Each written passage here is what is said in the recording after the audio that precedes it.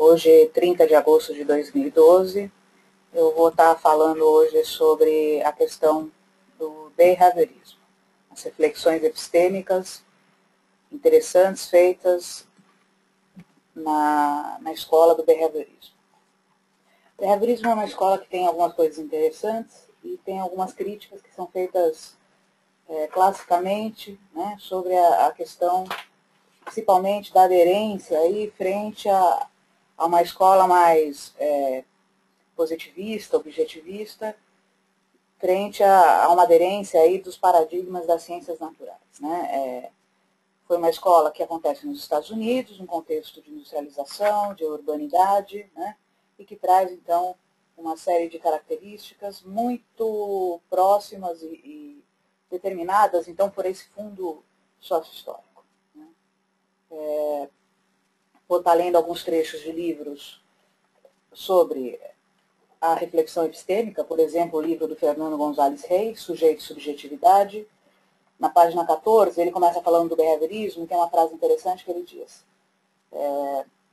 Nos Estados Unidos, apareceu em 1913 como resultado das diferentes influências que convergiam na psicologia norte-americana, o behaviorismo, que foi um dos grandes sistemas que marcou o desenvolvimento da psicologia no século XX.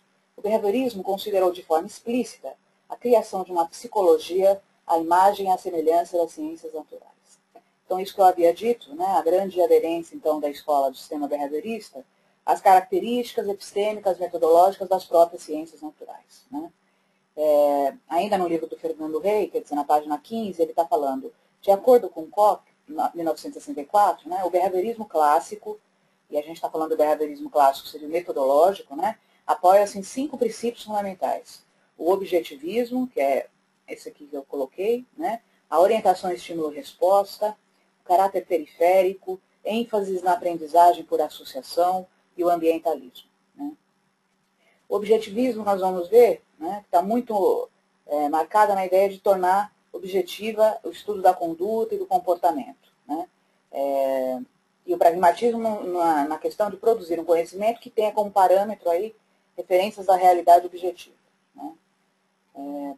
Depois da Segunda Guerra Mundial, Watson orientou o behaviorismo para uma nova direção, assumindo com mais força o conceito de reflexo condicionado de origem pavloviana, né? A grande influência da própria reflexologia russa no paradigma materialista aí do behaviorismo. Né? Contrário ao delineado pelos eugenistas, Watson negou o caráter hereditário que os eugenistas atribuíam a grande número de funções humanas e atribuiu aos reflexos condicionados a responsabilidade essencial para os comportamentos humanos. Né? Lembrando um pouco essa ideia de eugenia, né? Eugenia, então, foi um movimento de movimentos depois do darwinismo, com darwinismo social, práticas eugênicas, né? Nós tivemos aí na própria psicologia uma série de consequências por conta disso, que dizia respeito aí a uma prática quase de provocar pureza, né? E pureza hereditária para criar filhos inteligentes. Então, juntar, né, pessoas inteligentes para procriar crianças inteligentes e, ao mesmo tempo, eliminar, então, quase num raciocínio de seleção natural, os que não tivessem essa capacidade. Né? Aí vamos falar um pouquinho. Isso nós estamos falando, então, por exemplo, essa ideia do objetivismo, do pragmatismo, né? É muito claro na primeira versão aí do behaviorismo, que é o behaviorismo metodológico. Né? O interessante do behaviorismo, a meu ver, é justamente esse segundo momento com Skinner, né? Quando ele, então, se apropria de parte das ideias do Watson, se apropria da ideia da lei do efeito de Thorndike. Né? Então, ao introduzir o conceito de condicionamento operante, né, Skinner rompe com o determinismo mecanicista do Watson, né, presente tanto no behaviorismo metodológico como no mentalismo existencialista. Né, e abre uma representação da psique que enfatiza o processual, o histórico, o nível de contingências produzidas na história do comportamento e o casual, o que representa a introdução de aspectos importantes na representação, né, do psiquismo ou da psique. No entanto, diz lá o Fernando Gonzalez Reis, Skinner rechaça por completo a definição de psique como qualitativamente diferente da dimensão comportamental e mantém o comportamento sujeito a contingências provenientes do ambiente físico. pois em sua definição de ambiente, os eventos estão representados em termos físicos. Nesse sentido, ele é claro quando expressa: nas formulações mentalistas, o ambiente físico é deslocado para a mente e se converte em experiência. O comportamento é transferido para a mente como propósito, intenção, ideias e vontades. E aqui, claro, né, uma crítica a qualquer visão mentalista ou idealista, que era a típica crítica das escolas, né, behavioristas. Né.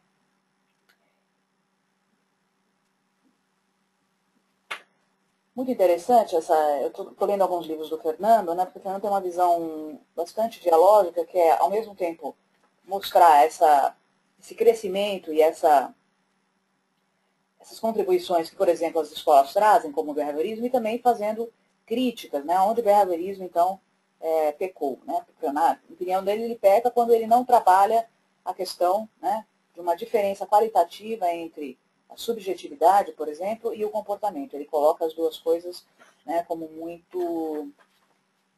semelhantes, né, como idênticas. Né? Então, essa é uma das críticas bastante marcadas aí na escola behaviorista, pela escola crítica, né, para as escolas behavioristas. Né? Então, essa crítica ao mentalismo, que é a característica dos behaviorismos, né? E a própria ideia utilitarista, que tem aí, obviamente, né, uma clara acepção com a ideia do fundo sócio-histórico, né, que valorizava a ideia da produtividade. Portanto, nós vamos ver que o conhecimento da psicologia behaviorista tem uma clara aplicabilidade, né, na sociedade, na educação. Então, essa ideia de uma psicologia aplicada.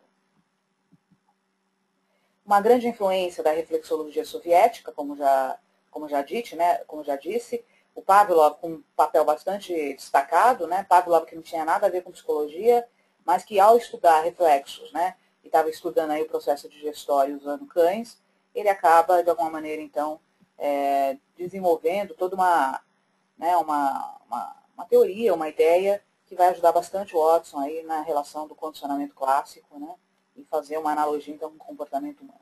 Essa é uma outra coisa interessante, a gente vai ver que a ideia da psicologia animal comparada é importante, né? Isso vai ser importante porque Darwin, por exemplo, com a sua teoria da evolução natural, vai nos ajudar a compreender que o homem pode ser estudado numa cadeia evolucionária e comparado com as outras espécies, né? Então, daí toda a importância, né, de poder, se a gente vai ver que, por exemplo, o behaviorismo se utiliza muito dos estudos com animais, né, fazendo analogia ao comportamento humano. Tá?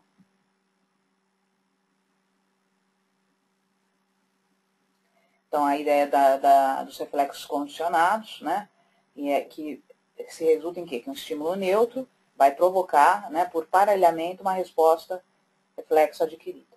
Não se muda a resposta, o que se muda são os estímulos. Né? Aquele exemplo do alimento com a salivação, e a partir disso, por exemplo, o soar da campainha, que passa a ser, então, um estímulo condicionado, provocando a mesma resposta da salivação.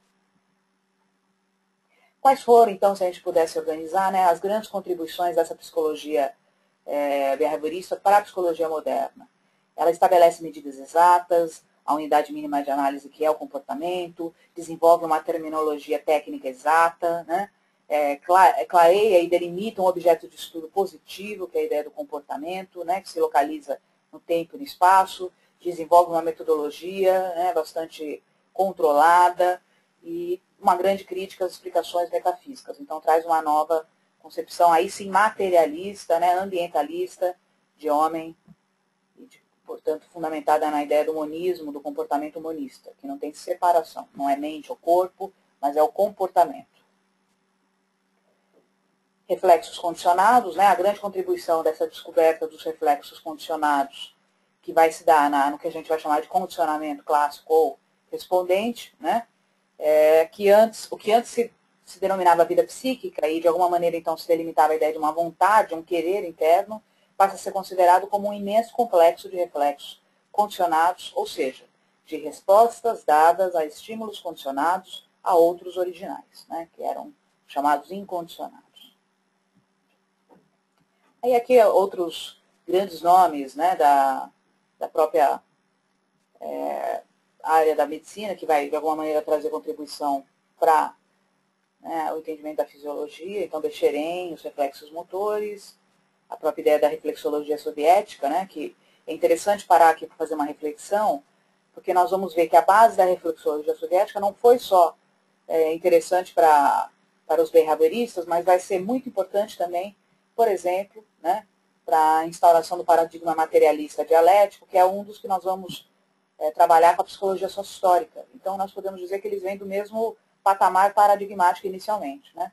A diferença é que a sócio-histórica segue o materialismo dialético, né, histórico-dialético, e os behaviorismos, de alguma maneira, então, vão pegar essa base material, no primeiro momento, traduzi-la numa lógica mecânica e depois uma lógica funcionalista. Né? A concepção de homem que está implícita na reflexologia é de um sujeito íntegro, concreto, com uma essência material proveniente de sua história, ou seja, não existe nada a priori, não está na sua genética o seu caráter, o seu comportamento, nada disso. Né? Então isso é interessante porque a gente vai percebendo que muitas escolas da psicologia, inclusive, partem de ideias e bases parecidas, né, como a sócio-histórica e o behaviorismo. Aí a própria ideia, né, de onde vêm as grandes influências do behaviorismo, então, por exemplo, na escola de Columbia, com Thorndike, né, com a realização dos experimentos para chegar, então, na lei do efeito, né, o próprio funcionalismo do William James, o estruturalismo do Tite, né, todos eles, de alguma maneira, então, estão perspassando, né, a construção do behaviorismo. Aí a lei do efeito do Thorndike, que foi muito importante para o Skinner, né, que vai, na verdade, ajudá-lo, então, a formular a ideia do condicionamento operante, né, que coloca, então, o controle do comportamento não mais no seu estímulo antecedente, mas na sua consequência selecionadora, que vai ser chamada de reforço. Né. Aí a ideia da psicologia animal comparada, né, quer dizer, ela vai, claramente, né, ela vai sendo grandiosamente usada a partir dos estudos sobre o comportamento animal no século XX, né, e começa, inicialmente ela procurava demonstrar o quê? Que existia mente nos organismos inferiores e se existia uma continuidade entre a mente animal e a humana. É interessante ver que a psicologia animal começa uma visão mais mentalista, né, e a tradução até para o behaviorismo vai ser completamente diferente. Tá? Aí aqui alguns nomes e algumas experiências que foram feitas, por exemplo, o Webb, né, para trabalhar com essa ideia do comportamento animal, baseada no tropismo. A ideia, por exemplo, a própria ideia que você coloca uma planta perto do sol e a planta começa a crescer, então, né, em direção ao sol. Os labirintos de Small, né, também bastante interessante, que se coloca um ratinho num labirinto e ficava estudando, né, as tentativas de acerto e erro. E aí as grandes influências do behaviorismo, né? Os positivistas do século IX, que adotavam uma postura empírica, ou seja, uma clara valorização dessa observação pública dos eventos que são mensuráveis e também são experienciados, então não tem nada de mentalista ou de metafísico, né? A própria ideia do operacionismo, ou seja, os conceitos, as teorias são definidas não em termos estáticos ou absolutos, mas sempre relacionados a grandes operações, né? Uma descrição precisa e a medição, né, e das variáveis do experimento. Isso é claramente bastante vinculado com o positivismo e o empirismo. Né. Aí o behaviorismo clássico metodológico, nós estamos falando do principal nome aí, que é o John Watson, né, que vai ser um dos primeiros grandes nomes aí, e vai tentar então construir uma ciência do comportamento. A grande questão dele era provar a possibilidade dessa ciência do comportamento. Né. Foi um aluno médio, durante o seu percurso escolar chegou até a Universidade de Chicago, frequentou também um curso de filosofia, mas acaba mudando para a psicologia. Aí está o Watson.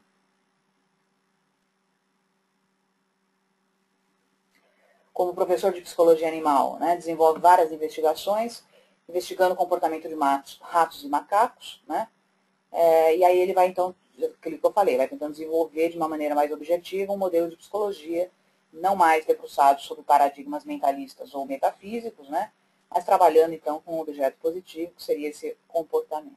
Né. Então a psicologia deveria ser uma ciência do comportamento, quer dizer, ela vem do ramo experimental, não é mais entendida como uma ciência metafísica ou uma ciência subjetivante, né, e deveria então como objetivo prever e controlar o comportamento humano. Essa era a grande questão. Né. Os métodos usados por Watson eram a observação, né, com ou sem algum uso de instrumentos, os métodos de testagem, muito típico da própria metodologia experimental, relatos verbais, que seriam muito poucos, porque ele não vai considerar essa ideia do evento privado, o comportamento privado, como o próprio Skinner, né? E o método de reflexo condicionado. Essa ideia do método de condicionamento vem, obviamente, das contribuições do Pavlov, né? E é um método para produzir relações entre as condições estimuladoras e as atividades do sujeito. Né? Em 1920, o Watson começa a traduzir essas experiências para a educação e para os estudos com crianças, né? Afirma que a criança nossa tem 3 grandes emoções básicas, aí, reações básicas, amor, raiva e medo, né? E a partir dessas 3 ele poderia, então, formar os hábitos pelo condicionamento respondente, né? Criando, então, um método de criação, né? Que foi bastante polêmico, porque ele dizia, então, que os pais deveriam usar o afeto como uma forma de condicionamento, enfim.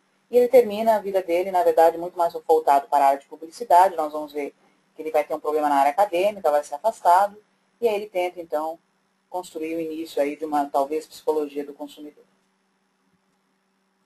Aí estão os 5 alicerces, né, do behaviorismo, né, objetivismo, orientação, estímulo e resposta, que traduz a ideia mecanicista, né, a ênfase na aprendizagem por associação, a associação, então, de estímulos que antes, inclusive, eram neutros ao estímulo reflexo, né, o ambientalismo, que é a própria ideia do próprio materialismo, quer dizer, o homem sendo construído nessa relação com o meio ambiente, os estímulos e contingências, e o mecanicismo. Sempre costumo indicar o filme Laranja Mecânica, porque acho que é um filme interessante para se pensar até de maneira crítica sobre esse primeiro momento do behaviorismo, né? Bom filme, um filme clássico, aliás. Chegamos então ao behaviorismo radical, né? Que é o behaviorismo do Skinner, que é bastante interessante, porque traduz um novo modelo, né? E vai trazendo, então, a ideia do funcionalismo para dentro do behaviorismo e um abandono aí desse modelo mecanicista que era muito trazido pela influência das ciências físicas. Né? Então, após 1945, supera-se esse modelo da causalidade mecânica, causa e efeito, né? E passa-se a descrição das relações funcionais entre as sensações. Há uma crítica clara ao modelo newtoniano da física mecânica e a um progresso da biologia e da teoria da seleção natural. Este é o contexto em que o Skinner vai, de fato, né, ser bastante influenciado para, então, desenvolver a sua psicologia behaviorista radical. Então, depois de 1970, o Skinner abandona o paradigma das ciências físicas e se aproxima das ciências biológicas. Né? Nós vamos ver que o Skinner vai falar que a psicologia é uma ciência biológica, né? E, portanto, toda a ideia do darwinismo, de uma série de outras teorias que também são funcionalistas, vão ser, muitas vezes, acopladas, então, a essa visão behaviorista. Né? A ideia, por exemplo, de seleção de Darwin, né, que causa uma nova ideia de causalidade, que é a ideia de seleção por consequências, né, em função da seleção dos comportamentos que ocorrem, em função dos seus efeitos sobre o ambiente. Ou seja, o organismo atuando, operando sobre o ambiente. O grande nome, então, do behaviorismo radical é o Skinner, né, que, como já dito antes, enfatiza essa relação empírica entre o comportamento e o ambiente, né, daí o ambientalismo. Define comportamento como fazer do organismo e o objeto, então, passa a não ser mais o átomo, essa parte do comportamento, mas sim as relações funcionais entre os comportamentos. Essa é, eu diria, uma grande superação, né, que é uma visão mais relacional, dinâmica, né, do que ficar simplesmente recortando um objeto, né, como se ele fosse isolado das suas relações. Como eu disse, né, a influência da lei do efeito do Thorndike teve muita importância para a teoria behaviorista, né? Mantém a noção do monismo materialista, ou seja, há uma mônada, há uma unidade, não há uma quebra, não há um dualismo, né? Critica a noção de mente ou qualquer ideia metafísica, assim como Watson, né? E ele traduz isso e traz uma grande contribuição quando ele começa a trazer a possibilidade de trabalhar com o comportamento privado e a linguagem como comportamento verbal. Eu não vou entrar muito nesses dois aspectos, mas isso é uma das grandes contribuições, eu diria, das superações que o behaviorismo radical possui. Muita gente vai acusando o behaviorismo de mecanicismo e não tem este conhecimento, né, que o Skinner traduz, quando ele traz essa possibilidade de compreender o comportamento privado e a linguagem como verbal, sempre relacionado na mesma relação empírica ambiental. Não é que o sujeito nasça com uma linguagem pronta ou ou com um comportamento privado pronto. Eles vêm a partir de uma seleção de atuação do comportamento e as consequências no ambiente. Comportamento operante, o próprio nome já vai estar traduzindo a ideia de operar sobre, o organismo age sobre o ambiente e produz consequências chamadas de reforçamentos. Então, as consequências aqui passam a ser bastante importantes. Reforço, com a teoria nós vamos entender que existe um reforço positivo e negativo. A grande influência da escola funcionalista, como eu disse, do paradigma funcionalista. Nós temos aí uma relação de comportamento de relação mais ativa. O sujeito, ao mesmo tempo que é selecionado por estímulos ambientais, também age sobre esse mundo e provoca reforços. É o que a gente chama de controle e contra-controle. O comportamento passa a ser visto como um processo de relações recíprocas, em que o homem é produtor do meio, que o determina também. Acho muito importante essa última frase, e essa é uma das grandes superações do modelo behaviorista radical.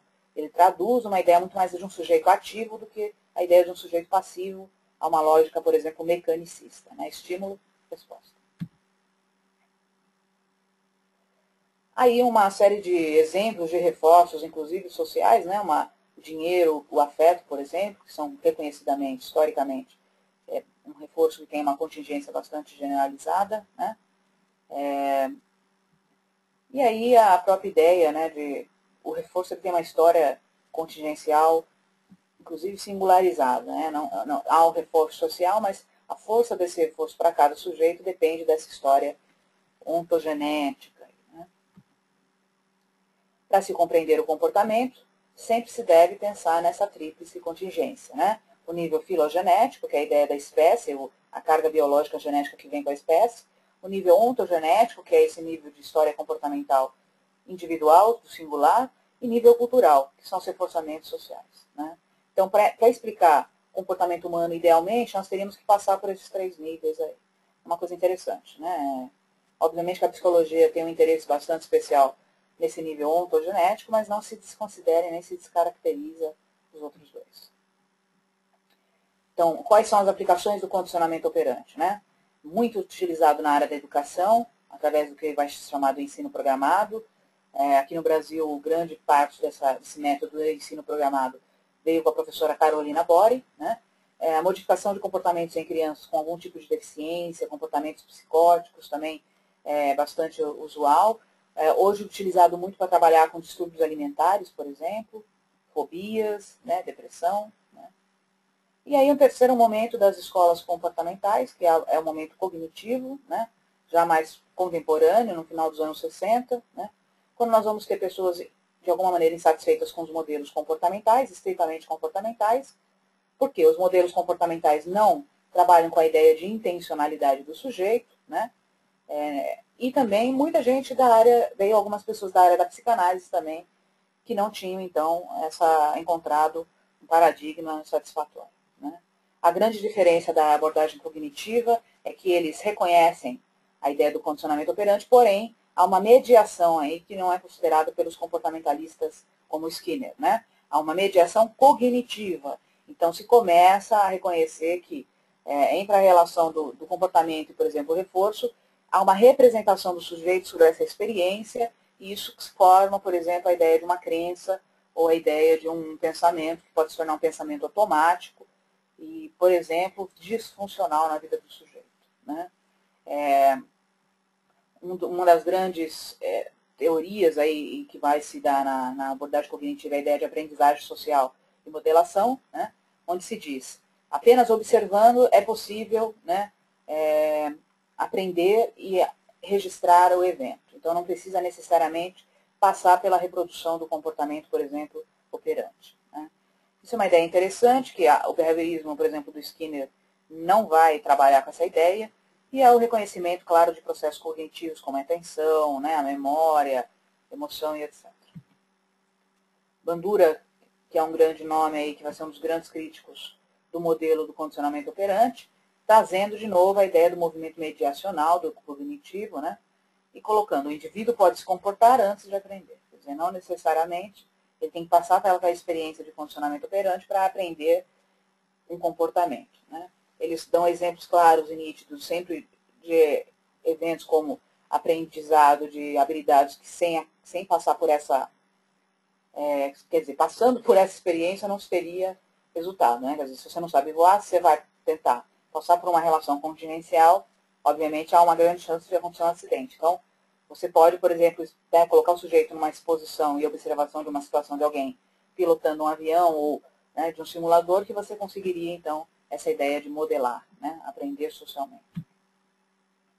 Outro nome, né, Albert Ellis, também, que vem de uma tradição mais, aí sim, da psicodinâmica, das escolas analíticas, né, e começa, então, a aderir a ideia da cognição como mediador, né, e a ideia de um cognitivo que influencia a emoção, né, desenvolve o projeto de terapia racional emotivo comportamental e contesta as crenças irracionais através de um automonitoramento do sujeito. Aí é aquela ideia das crenças que eu falei, né? Por exemplo, uma crença de inferioridade, sendo que o sujeito, por exemplo, tem uma contingência ambiental que não traduz isso. Mahoney, né? Também defendendo a cognição como mediação do comportamento. O Beck, que é um dos grandes nomes, que vem então no modelo psicanalítico, começa a trabalhar com a depressão aí numa terapia, aí, num entendimento cognitivo. E o cognitivo sobressaindo sobre as emoções. Então, qual seria o objetivo, né, da terapia cognitiva? Ajudar o cliente a desenvolver habilidades para identificar as suas distorções cognitivas e explorar novas formas de entender a sua experiência. Acho super importante entender isso, né? Quer dizer, essas crenças que são disfuncionais, na verdade, prejudicam a vida desse sujeito, e aí o espaço da terapia é justamente de uma ressignificação para se buscar novas formas de compreensão e de se significar essa relação com a experiência humana, né? Então, mudar o quadro de crenças, né? Mahoney é um dos primeiros a trabalhar com enfoque construtivista, que trabalha com a ideia também, né, da produção de significado, da emoção, como processos bastante importantes e equivalentes ao pensamento. Influência clara da ciência cognitiva para essa psicologia, né? Lembrando que a ciência cognitiva está claramente linkada com um estudo sobre inteligência artificial, neurociência, né? A própria ideia de inteligência artificial e o mundo da cibernética. No Brasil, né, o comportamentalismo chega próximo dos anos 50, o professor Fred Keller vem à USP, a convite, monta um laboratório e vai formando outros profissionais. Destaque para a professora Kalonina Bori, que vai desenvolver justamente aquele método do ensino programado, né? Também vai estar à frente de uma série de órgãos de pesquisa no Brasil, né? Então, um nome importante. E, com isso, nós finalizamos, né, a nossa reflexão epistêmico-filosófica sobre essa teoria, esse sistema aí, bastante importante para a história da psicologia moderna e que hoje alcança muitos centros médicos, quer dizer, por exemplo, você tem muita gente da área cognitiva, da psicologia cognitiva, em grandes centros de pesquisa, como o HC aqui em São Paulo, né, que é uma linha, inclusive, bastante destacada hoje, né, no universo da psicologia contemporânea. Tá? Acho que é interessante, como até para conhecer e ler, né, tem um livro que eu sempre indico, que é o livro do próprio Skinner, que se chama Sobre o Behaviorismo, né? Tem coisas muito bacanas, esses dias eu estava lendo algumas partes, né? Vou ler, por exemplo, alguns trechos, até para a gente sentir um pouco, né? Então, na página 38, a preparação para novos ambientes. Ele vai falar sobre o condicionamento operante. Ele diz, processo muito diverso é o condicionamento operante, por via do qual uma pessoa chega a ver-se eficazmente com o novo ambiente. Muitas coisas no meio exterior, tais como comida e água, contato sexual e fuga, a dano são cruciais para a sobrevivência do indivíduo e da espécie. E por isso, qualquer comportamento que as produza tem valor de sobrevivência. Através do processo de condicionamento operante, o comportamento que apresente esse tipo de consequência tem mais probabilidade de ocorrer. Disse-se que o comportamento é fortalecido por suas consequências e, por tal razão, as próprias consequências são chamadas de reforços, né? Assim, quando um organismo faminto apresenta comportamento que produz comida, o comportamento é reforçado por essas consequências. E, por conseguinte, sua probabilidade de ocorrência é maior. O comportamento que reduz uma condição potencialmente prejudicial, como temperatura extremada, é reforçado por esta consequência e, portanto, tende a ocorrer novamente em ocasiões parecidas. O processo e seus efeitos deram origem a um grande número de conceitos mentalistas, muitos dos quais serão examinados nos próximos capítulos. Então, há várias coisas, né? Esse livro fala sobre essa filosofia da ciência do comportamento, né? Fala sobre linguagem, sobre o comportamento verbal. Acho que é bem interessante, né? Para, obviamente, então, começar a conhecer, inclusive, ler um sujeito que vem, né? Dessa linhagem aí. Na página 18, ele vai falar sobre o behaviorismo radical. Vou ler esse trecho também. A afirmação de que os behavioristas negam a existência de sentimentos, sensações, ideias e outros traços da vida mental precisa ser bem esclarecida. O behaviorismo metodológico e algumas versões do positivismo lógico excluíam os acontecimentos privados porque não era possível um acordo público acerca da sua validade. A introspecção não podia ser aceita como uma prática científica e a psicologia de gente como Wundt e Titchener era atacada por isso. O behaviorismo radical, todavia, adota uma linha diferente, pois não nega a possibilidade de autoobservação ou do autoconhecimento ou da sua possível utilidade, mas questiona a natureza daquilo que é sentido ou observado e, portanto, conhecido. Restaura a introspecção, mas não aquilo que os filósofos e psicólogos introspectivos acreditavam esperar. E suscita o problema de quanto de nosso corpo pode realmente observar. Então, é um livro interessante, acho que vale a pena de ser lido, né? Outro livro interessante é Compreender o Behaviorismo, Comportamento, Cultura e Evolução, do William Baum. É um livro bastante técnico, aí muito aguçado, né? Traz bastante coisas interessantes. A primeira parte é bem legal, que é a parte do que é o behaviorismo. Então, behaviorismo e história, referencial histórico, livre-arbítrio versus determinismo. Então, esse capítulo é um capítulo que eu sempre releio quando eu tenho que falar de alguma maneira do behaviorismo, né?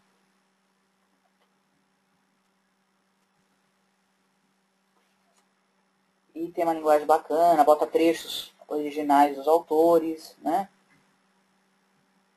Então, se vocês pegarem esse livro aí para dar uma olhada, especialmente o capítulo 1 para a introdução, é bem interessante. E o livro, é um livro que eu acho que é um dos melhores livros que nós temos na história da psicologia brasileira, chama-se História da Psicologia, Rumos e Percursos, organizadora Ana Maria Jacob Lela, editora Nau. É um livro formidável, acho que muito bem escrito, muito bem dividido, né? Autores brasileiros renomados, como a Bahia Bock, o Daí Furtado, tem textos da Mary Jane Spink, né? Outros autores das outras teorias. Então, acho que é bem bacana que essa parte de história da psicologia e teorias de sistemas da psicologia também é um livro de ponta, acho que é um livro de qualidade acadêmica incontestável. Fica para vocês a dica, né, para ler também, contribuir. Bom, acho que é isso, acho que deu para dar um momento aí, um espaço de reflexão sobre essa teoria e sistema tão importante para a psicologia. Ok? Obrigado e até a próxima.